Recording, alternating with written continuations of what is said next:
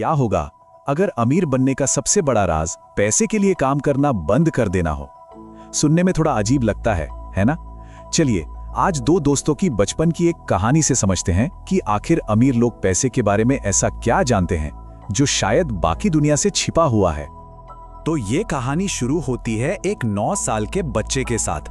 उसे एक बीच पार्टी में नहीं बुलाया गया और वजह थी कि वो एक गरीब बच्चा था। ये सिर्फ एक पार्टी की बात नहीं थी, ये वो एक पल था जिसने उस बच्चे के अंदर अमीर बनने का तरीका जानने की एक ऐसी आग जला दी जो फिर कभी नहीं बुझी। तो फिर क्या था? अपने दोस्त के साथ मिलकर उसने अपना पहला बिजनेस शुरू किया, पैसे बनाने का। और उनका आइडिया बड़ा क्रिएटिव था पर थोड़ा गैर कानूनी भी। वो पुराने टूथपेस्ट ट्यूब्स को पिघलाकर नकली सिक्के बना रहे थे। ये सब तब तक चला जब तक कि उसके पिता ने आकर उन्हें प्यार से समझाया कि वो असल में क्या कर रहे थे।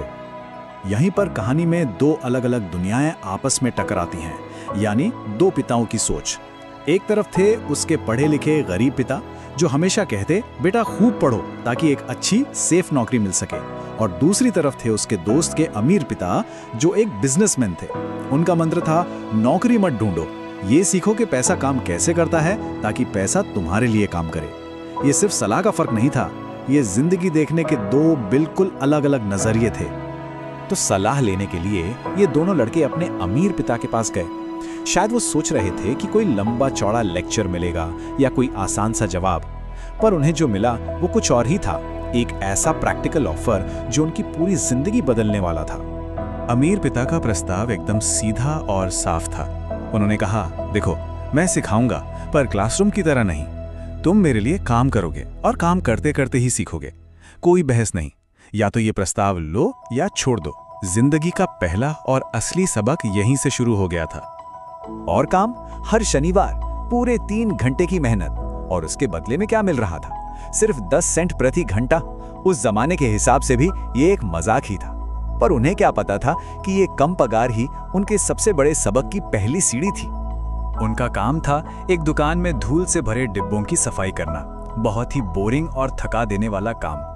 और जब हफ्ते के आखिर में हाथ में सिर्फ 30 सेंट्स आते तो उन्हें धीरे धीरे लगने लगा कि उन्हें कुछ सिखाया नहीं जा रहा बल्कि उनका फायदा उठाया जा रहा है। वो एक जाल में फंस गए थे।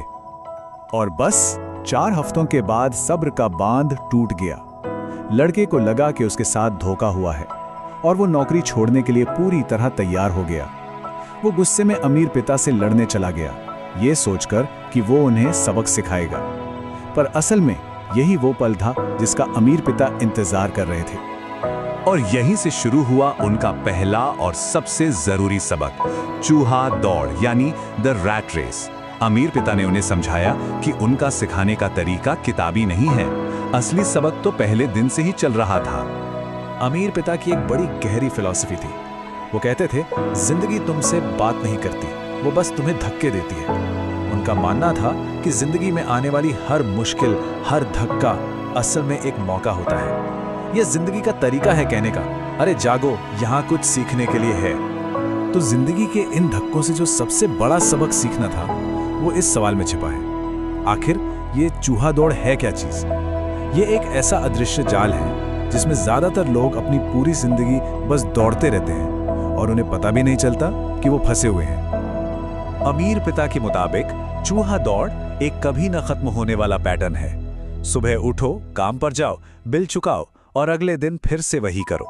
और इस पूरे चक्र को चलाती हैं सिर्फ 2 बहुत ताकतवर भावनाएं, एक पैसे ना होने का डर और दूसरा ज्यादा पैसों से नई नई चीजें खरीदने की इच्छा या कह लें लालच।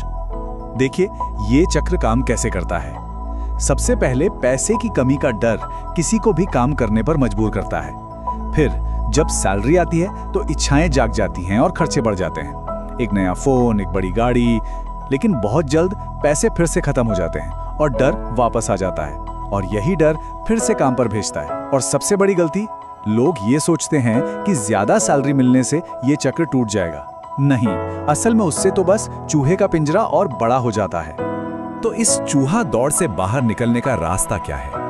अमीर पिता के हिसाब से इसका जवाब है अपनी भावनाओं यानी इमोशंस पर काबू पाना। उन्होंने लड़कों को एक आखिरी टेस्ट में डाला। उन्हें मुफ्त में काम करने को कहा ताकि वो पैसे और डर के बीच का कनेक्शन तोड़ सकें। पहले उन्होंने $1 प्रति घंटे का ऑफर दिया। जरा सोचिए, एक 9 साल के बच्चे के लिए ये कितना बड़ा लालच होगा। उसका दिल जोर जोर से धड़कने लगा और दिमाग चिल्ला रहा था, हाँ बोल दे। लेकिन अमीर पिता यही नहीं रुके। उन्होंने ऑफर को और भी टेम्पटिंग बना दिया, $2 प्रति घंटा। अब तो इस ऑफर को मना करना लगभग नामुमकिन लग रहा था। ये उसकी पुरानी कमाई से 20 गुना ज्यादा था। और आखिर में उन्होंने एक ऐसा ऑफर दिया जो सुनने में ही मजाक लगे, $5 प्रति घंटा। 1956 में ये इतनी बड़ी रकम थी कि ये सच हो ही नहीं सकती थी। और पता है क्या हुआ? इसी बेतुके ऑफर ने भावनाओं के जादू को तोड़ दिया। लालच की जगह दिमाग में शांति आ गई और लड़के का दिमाग फिर से साफ साफ सोचने लगा। और जैसे ही उन्होंने खुद को सैलरी की जरूरत से आजाद किया, एक कमाल की चीज हुई। अब वो नौकरी के बारे में नहीं सोच रहे थे, बल्कि अपने दिमाग का इस्तेमाल करके दुनिया को एक नए नजरिए से देख रहे थे। उनकी आंखें अब नौकरी नहीं बल्कि मौके तलाश रही थी। और उन्हें मौका मिला भी। उन्होंने देखा कि एक कॉमिक बुक डिस्ट्रीब्यूटर बची हुई पर बिल्कुल सही हालत वाली कॉमिक्स को फेंक रहा था।